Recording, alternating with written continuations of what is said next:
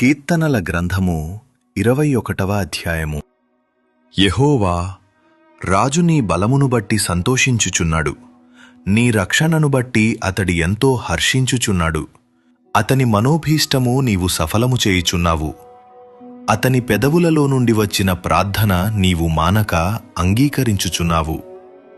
శ్రేయస్కరమైన ఆశీర్వాదములతో నీవు అతనిని ఎదుర్కొనుచున్నావు. అతని తలమీద అపరంజి కిరీటము నీవు ఉంచియున్నావు.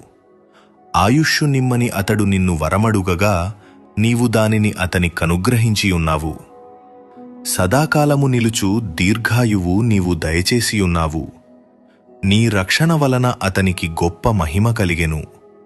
గౌరవ ప్రభావములను నీవు అతనికి ధరింపజేసియున్నావు. నిత్యము ఆశీర్వాదకారకుడుగా నుండునట్లు నీవతని నియమించియున్నావు.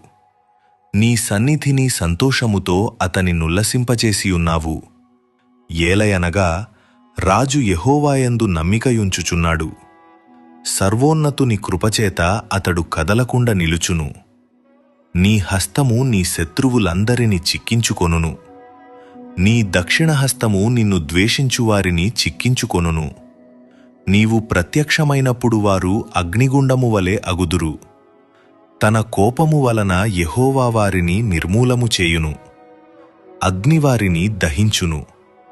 భూమి మీద నుండకుండా వారి గర్భఫలమును నీవు నాశనము చేసెదవు. నరులలో నుండకుండా వారి సంతానమును నశింపజేసెదవు.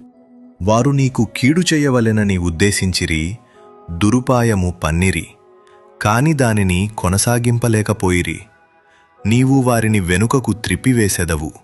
నీవింటి నారులను బిగించి వారిని ముఖము మీద కొట్టుదువు.